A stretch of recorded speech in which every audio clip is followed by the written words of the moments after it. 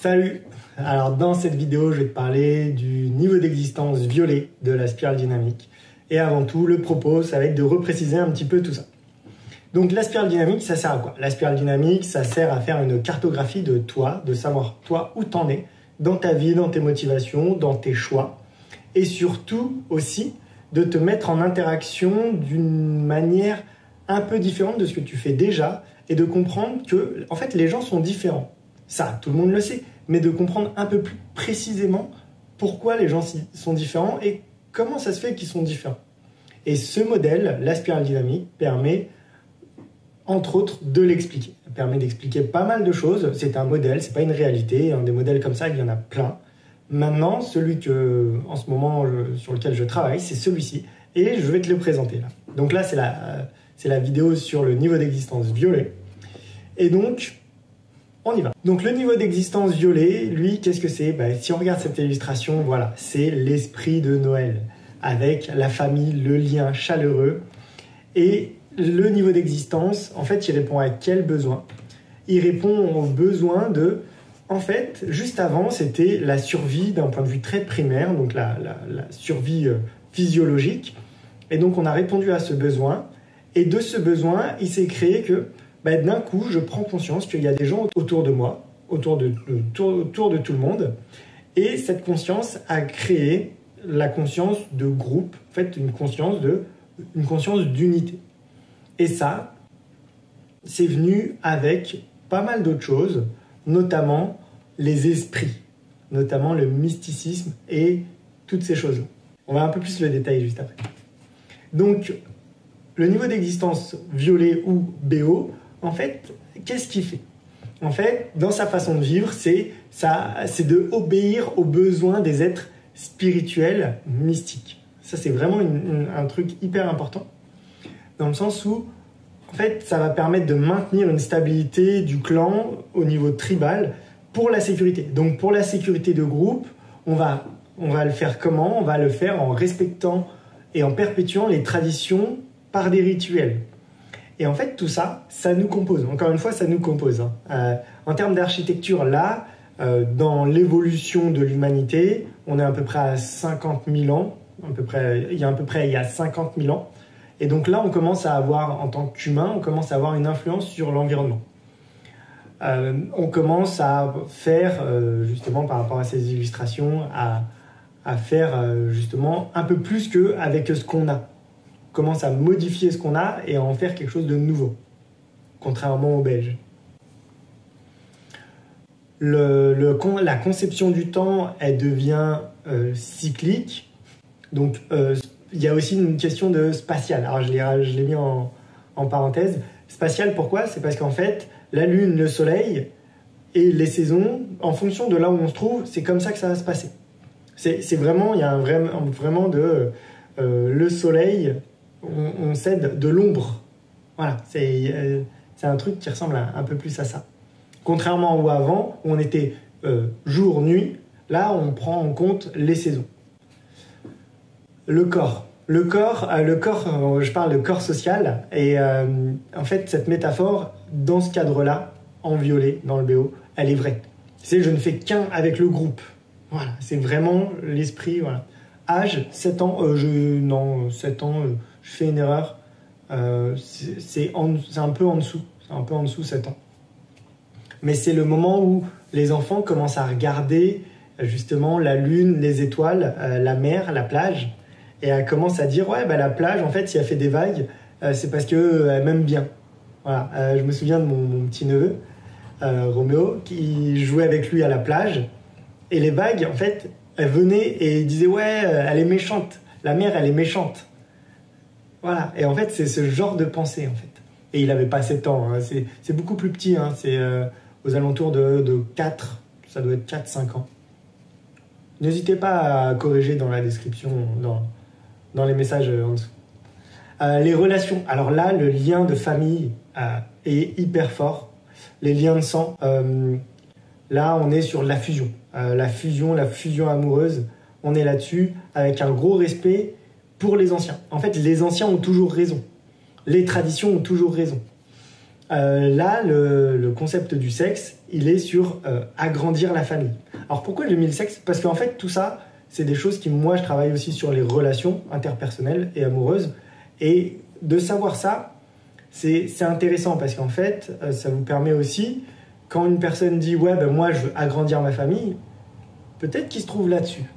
Peut-être qu'il se trouve sur un niveau d'existence violé. Et il n'y a pas de bien ou mal, hein, je reprécise, il n'y a pas de bien ou mal. On n'est pas dans ces considérations-là. Et sur les ambiances sonores, on est sur des chants traditionnels, les premiers instruments de musique, notamment les percussions. Et il y a aussi faire de la musique avec son corps. Donc la danse. Voilà. La danse apparaîtrait à ce moment-là. Supposition, hein, on n'est pas dans de la réalité, on est dans des suppositions. On est dans de l'illustration. Quand on regarde ce schéma, et on voit bien que là, on est vraiment sur le groupe, et le groupe, il est fermé sur lui, en fait. Et donc ça donne quelque chose de très fort, de très uni, parce que bien sûr, on est passé d'un niveau d'existence belge, où en fait, il n'y avait que la biologie qui comptait, à là où on est ensemble, et maintenant, on va se défendre entre nous. Et il y a toujours une part de biologie très importante, et justement, c'est ça qui est important, c'est en groupe, on survit. C'est même pas on vit, c'est on survit. Donc forcément que le groupe, il ne peut pas être ouvert, parce que s'il est ouvert, on ne peut plus survivre. C'est pour ça que c'est très fort. Le violet, il est très fort d'un point de vue du groupe. Tiens, en même temps, je fais ça d'un point de vue du groupe, parce que c'est de la survie, en fait. Et peut-être que notre peur du rejet, peut-être que ça vient de là. Je sais pas, supposition, ça vient de moi. Hein. Supposition, peut-être que notre rejet, il vient de là. Voilà. Et de se débarrasser du rejet en disant « oh non, mais on s'en fout des autres », non, ça fait partie de notre évolution, ça fait partie de l'humanité. Alors maintenant, je vais vous mettre quelques exemples de ce violet, en fait. En fait, dans le violet, il y a une très forte notion de cocooning. En fait, c'est le moment où vous êtes bien, mais en groupe, où vous vous sentez confortable, vous vous sentez en sécurité. Et ça, dans certains jeux, vous pouvez le retrouver. J'ai mis des illustrations, par exemple Animal Crossing. Il y a un peu ça, où on est bien. En plus, c'était pendant le confinement, et on se retrouvait sur Animal Crossing. On jouait, on s'échangeait des choses. Ouais, il y avait vraiment un sentiment de partage. Vraiment, la communauté, c'était assez cool. Mario Party. Mario Party, c'est un peu ce que j'ai retrouvé dans certaines parties que j'ai fait justement sur ce jeu. C'est un jeu de société, en fait. C'est un jeu de société numérique. Donc à voir, hein. Bien sûr, c'est des illustrations. C'est pour vous donner une notion de à quoi ça peut ressembler le violet, en fait. En termes de films et de séries, il y a 7 à la maison. Cette série très particulière sur le prêtre qui a des enfants, notamment 5, qui a sa femme, et on voit une vie ensemble dans la tradition américaine, plutôt puritaine en plus. En termes de dessin animé, le violet, il y a beaucoup de magie en fait. Les gris-gris, les superstitions, en fait, le violet est dominé par ça. C'est pour ça qu'il fait des rituels. Et c'est pour ça que les rituels sont importants. Parce que s'il ne fait pas de ces rituels, il risque d'y avoir la mère nature qui lui dise « ah, c'est pas bien », qui risque de gronder, de balancer des éclairs, de balancer de la pluie et de dire « ouais, non, c'est ta faute ». Voilà pourquoi, en tant que violet, les rituels sont hyper importants. Parce que ça dépend de la nature et des choses qu'on ne contrôle pas. Donc si on ne les contrôle pas, on va faire en sorte de pouvoir agir dessus. Je vous ai mis un autre exemple, One Piece. One Piece, sur la spirale dynamique, normalement, on questionne le comment. Comment les gens réalisent, comment les gens font ce qu'ils font. Sur One Piece, bien sûr, c'est un peu de rouge, forcément, avec le « je veux devenir le roi des pirates », mais toute la structure, on est sur du violet. Ils sont sur un bateau, c'est un équipage, ils sont je ne veux pas vous spoiler, ils sont 8-10, hein, 8-10, et en fait, ils créent vraiment, c'est un équipage. Et ils sont ensemble, ils battent ensemble, il y en a qui sont prêts à se sacrifier pour leur chef, et il y a vraiment un truc de, ouais, c'est vraiment l'union entre eux, en fait. Et ça, c'est quand même fort en termes de sensations, ce truc très fusionnel, très communautaire, dans One Piece, il y a ça en fait. En termes de télé-réalité, il y a En Terre Inconnue. Alors En Terre Inconnue, là, c'est à prendre du côté des gens qui accueillent, pas les autres, donc pas, en général, c'est des artistes, des acteurs, pas de ce côté-là, mais du côté des gens qui sont dans ces terres hyper éloignées. Et en fait, la plupart du temps, dans les 5-6 épisodes que j'ai regardés, la plupart du temps, les gens qui accueillent, ils sont sur du violet. C'est des tribus éloignées du monde qui vivent de superstitions et qui font hyper gaffe justement aux autres. Et c'est pour ça qu'à chaque fois que les acteurs vont dans ces situations-là, ils se disent « Ouais, c'était trop bien, les gens, ils donnaient tellement. » Ben ouais, forcément, ils donnent tellement. Parce qu'en fait, toi, moi, dans le niveau violet, c'est la même chose. Donc, ouais, j'ai faim, t'as faim. Le pain, on le coupe en deux, on le partage, en fait. Il n'y a pas de « Ouais, moi, j'ai faim, j'ai plus faim. » Non, c'est pareil. Sur YouTube, j'ai trouvé une YouTubeuse qui était proche du violet. Alors, c'est pas du violet, c'est du vert. Du coup, je ne vais pas vous présenter cette YouTubeuse dans cette vidéo-là. Je vais vous présenter cette YouTubeuse dans la vidéo où on parlera du niveau vert. Et là, pour YouTube, en fait, j'ai pas trouvé de chaîne YouTube qui se rapportait à ça. Par contre, je vais vous passer un extrait de ce que vous pouvez trouver, des exemples. Juste avant, je vous ai parlé de ce qui se passe en Terre Inconnue. Là, je vous présente une tribu. Je mettrai les liens en dessous dans la description. Les nains sont leur seule concession au monde moderne. Aucun des bâtiments n'est permanent, ils ne cultivent pas la terre et comptent entièrement sur la nature pour subvenir à leurs besoins. Ça, c'est typiquement une tribu centrée sur le violet. Pourquoi? Parce qu'en fait, ils comptent que sur la nature. Et plus loin, je ne vous montre pas tout le reportage, mais plus loin, en fait, la nature, elle est respectée comme un être humain, en fait. Ouais, parce que c'est elle qui donne à manger. Donc, il y a un vrai sentiment de « ouais, la nature, c'est important » et on y prend soin. Maintenant, je vous ai mis les états. Alors, les états, concrètement, pourquoi je vous ai mis ça? C'est pour vous donner un petit peu, en termes de sensations, d'émotions et de ressentis, à quoi ça peut ressembler ce violet et quand on a ce violet actif en nous. La fusion amoureuse. Moi, en tant qu'hypno, ce qui m'intéresse, c'est les relations interpersonnelles et les relations amoureuses. Et là, dans les états du violet, il y a la fusion amoureuse. Et en fait, encore une fois, ça nous compose et ça vient s'activer en nous. Donc la fusion amoureuse, en fait, c'est pas mal, c'est pas... Non, c'est bien, en fait. De ce point de vue-là, la fusion amoureuse, ok, cool, autant y aller, quoi. C'est pas à rejeter en mode, oh, on perd notre intelligence. Quand on est dans le point de vue violet, non, en fait. Fusion amoureuse, de toute manière, moi et l'autre, c'est la même chose. Donc, voilà, dans une communauté, la fusion amoureuse, ok. Le coup de foudre, même ce mot, le coup de foudre, peut-être que ça vient interroger l'histoire de notre humanité. Le coup de foudre, d'où ça vient, en fait. Tu vois, avec ce truc très mystique de la foudre vient nous toucher et d'un coup, on devient amoureux. Ah, ça, tu vois, c'est assez intéressant en termes de violet, justement, où on a la notion de l'amour et on a la notion de la nature agit en nous et déclenche un sentiment amoureux. Le coup de foudre, la passion, et c'est le coup de foudre. Et en termes de violet, c'est assez intéressant de l'analyser, en fait. Après, il y a la dépendance affective et les câlins. La dépendance affective, c'est normal d'être dépendant, en fait. Dans le violet, en fait, tout le monde est dépendant affectif parce que ça fait partie de la sécurité. Tiens, je vais remonter juste là. Vous voyez, sur ce schéma, en fait, on n'est pas dissocié de l'autre. Donc forcément, on est tous dépendants affectifs. Mais vu que le système est dépendant affectif, c'est pas grave, en fait. La réciprocité, là, à ce moment-là, elle est ultime pour tous. Donc, c'est pas un problème. En fait, c'est même une bonne chose dans cet endroit-là, dans ces tribus, d'être dans la dépendance affective. Et je suis sûr que ça n'a même pas ce mot.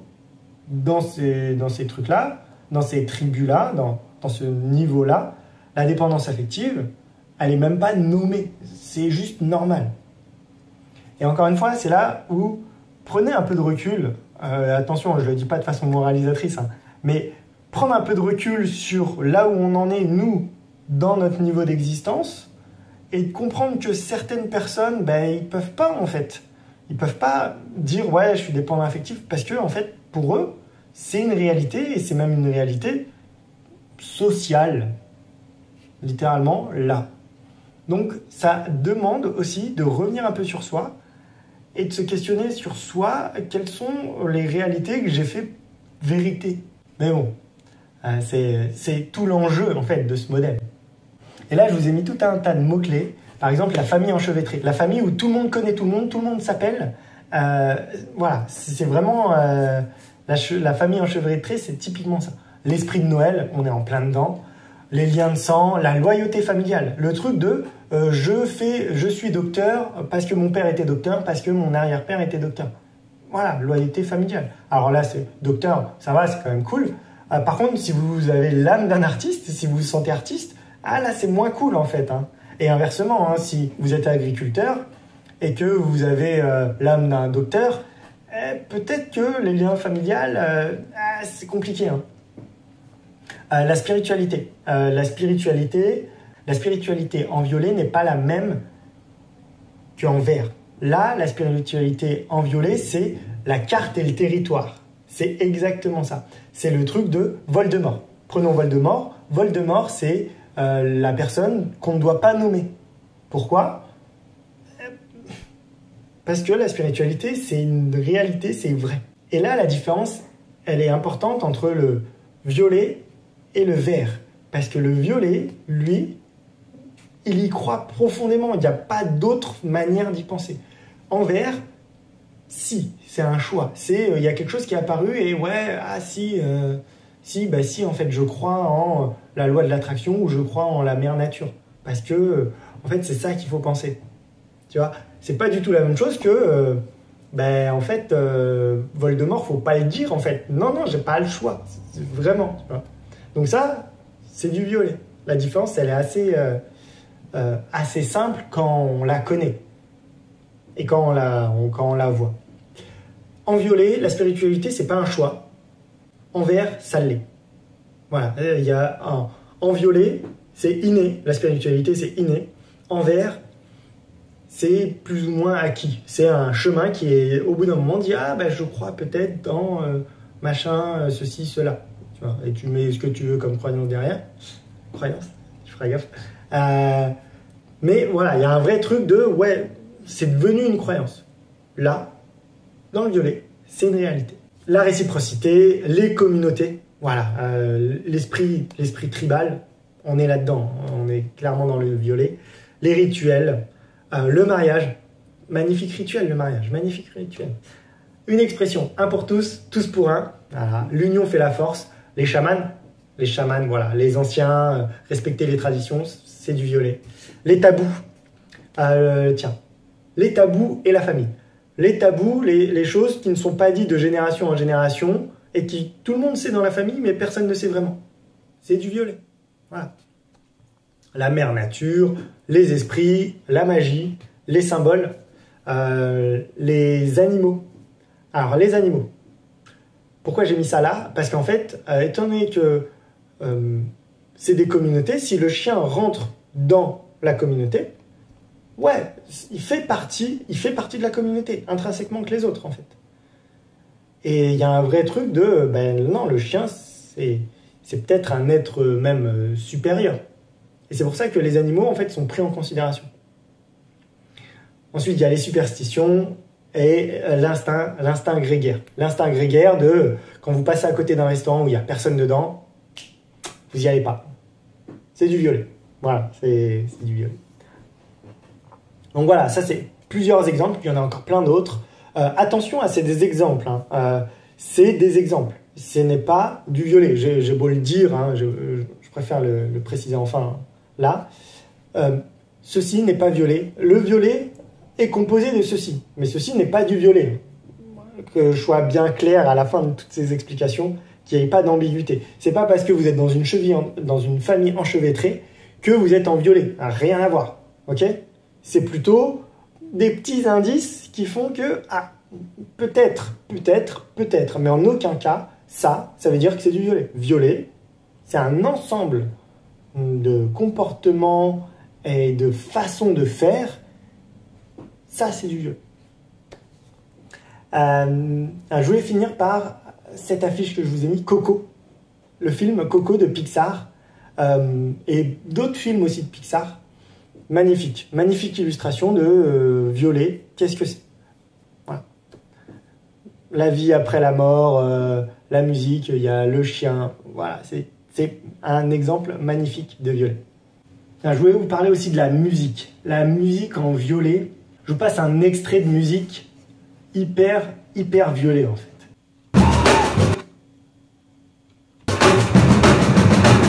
Alors là vous voyez l'énergie un peu qu'il y a. Regardez les sourires, les personnes qu'il y a là. Hop, le petit mouvement là kinesthésique de ouais putain je te kiffe.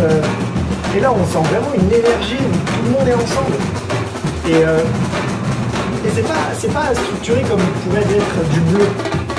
Le bleu, là, en plus, ils sont 150. Hein, donc c'est assez nombreux. Non, ça, c'est typiquement pas violet. Mais par contre, l'énergie qu'il y a là, ça ressemble à du violet. Regardez, c'est hyper marrant. En face, ça bouge pas. Orange, téléphone, numérique, bam. C'est magnifique, c'est magnifique. En termes de violet, c'est... Alors là, je vais te mettre un extrait. C'est un extrait pris sur un reportage de Arte sur la spiritualité. Et c'est hyper intéressant. En fait, ça se passe sur une île. Et sur cette île, il y a un volcan. Ce volcan, il y a eu une éruption et ça a détruit un village. Et écoutez ce que les personnes sur place ont à dire par rapport à cette éruption. Les habitants du village d'El Palmar, qui a été fondé au siècle dernier, ont vécu presque 100 ans sans problème avec le volcan, parce qu'ils n'ont jamais cessé de pratiquer les cérémonies. Hop. Avant, pendant 100 ans, il n'y a pas eu de problème. Pourquoi? Parce qu'ils ont fait les cérémonies. Oui, c'est cela. Mais quand le malheur est arrivé, disons que tout le monde a oublié les coutumes. Ça a été un moment difficile pour nous. Vous voyez, en fait, pendant 100 ans, s'il n'y a pas eu de problème, c'est parce que les gens faisaient les cérémonies. Et là, ils ont arrêté de faire les cérémonies et du coup, il y a eu des problèmes. Vous voyez, le lien de cause à effet, en fait, c'est simple. Cérémonie, rituel, honorer les anciens, ce que vous voulez, hein, mais vraiment, cérémonie et rituel. Hop, le volcan, il va bien. Vous le faites pas, le volcan répond. Quel enseignement gardes-tu de cet événement de la nature? C'est de respecter tout ce qui existe, de ne pas changer ou détruire la nature. Il est important de suivre les étapes comme nos grands-parents nous ont appris à conserver les semis et les récoltes. Vous voyez? Et là, respecter la nature, vraiment, c'est d'égal à égal. On ne change pas la nature, voilà, on fait avec. Et surtout, on fait comme nos parents nous ont appris à faire. C'est du violet. Pour ne pas détruire tout ce que vous avez ici, vous devez prendre de l'avance sur cette situation. Voilà, ça c'est un exemple de à quoi ça ressemble violet, on va dire, dans son habitat naturel. Voilà, je ne vous parle pas d'un, même s'il y a forcément de la culture occidentale plutôt orange là-dedans, mais voilà à quoi ça peut ressembler un violet dans ce milieu-là. En fait. Et en fait, du coup, dans l'humanité, qu'est-ce qui se passe? C'est que, en fait, le violet, ça crée des groupes. Ça crée des groupes et au fur et à mesure de l'exploration, il y a quelque chose qui se passe de, en fait, moi, quand plus j'explore, plus je vois d'autres groupes qui fonctionnent pas pareil et je me dis qu'en fait, ce qu'ils me disent les anciens, c'est pas forcément vrai et en fait, j'expérimente un moi.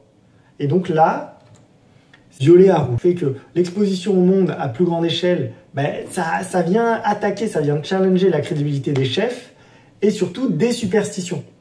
Ce qui veut dire que le besoin de sécurité du groupe, vu qu'il est assuré, ça veut dire que vu qu'à chaque fois que vous rentrez à la base, vous avez à manger, à boire et un toit, maintenant ça a tendance à réduire, on a tendance à se dire que c'est plus aussi important et du coup je peux remettre en question les anciens.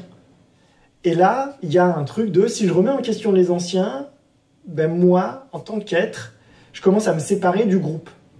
Et je commence à, justement, prendre conscience que moi, j'existe à titre individuel. Et là, je suis en groupe et j'ai besoin du groupe pour me protéger, on va passer à, en fait, moi, j'ai pas vraiment besoin des autres et surtout que les autres, je vais les dominer. Et là, on passe de violet à rouge. Donc de violet à rouge, et donc ça se fait sur beaucoup de temps. Ça se fait vraiment sur beaucoup de temps. Et là, quelques faits intéressants et marquants sur violet. Donc il y a la colonisation des empires. En fait, les empires, qui étaient des empires rouges, les empires en général c'est rouge, surtout à cette époque-là, ils sont venus coloniser du violet. Et donc la France en Afrique, tout le continent américain nord-sud a été envahi et colonisé par du rouge. Et en fait, sur place, c'était du violet. C'était des tribus plutôt sur du violet, en fait. Et en fait, ils ont été massacrés parce que de l'autre côté, ce qui arrivait, c'était des niveaux qui étaient du bleu avec un petit peu d'orange, avec... voilà. Et du coup, ils ont été démontés, en fait. Ils ont été massacrés. Ils ont été littéralement massacrés, en fait. Et donc là, les violets, de ce point de vue-là, voilà, c'est pas ouf. Genre ce qu'on en a fait, quoi. Et quand je dis on, c'est la société occidentale. Société orange, quoi. Et pour cause que la société orange ait défoncé les violets, parce que le positionnement orange, c'est de rejeter tout ce qui est la superstition et le mysticisme. C'est la technologie avant tout, et tout ça, on s'en bat les couilles, en fait. Ouais, c'est normal. Donc voilà, quelques faits marquants sur le violet. Il y en a d'autres, bien sûr. Mais l'idée, elle est là, en fait. On a vu auparavant le beige et le violet. Là, on était vraiment dans acquérir une sécurité, à la fois personnelle et au niveau du groupe. Maintenant que cette sécurité est assurée, comment je vais faire pour créer mon identité? Et là, le rouge va intervenir. Et le rouge, c'est comment j'arrive à créer mon identité, comment j'arrive à dire non au groupe.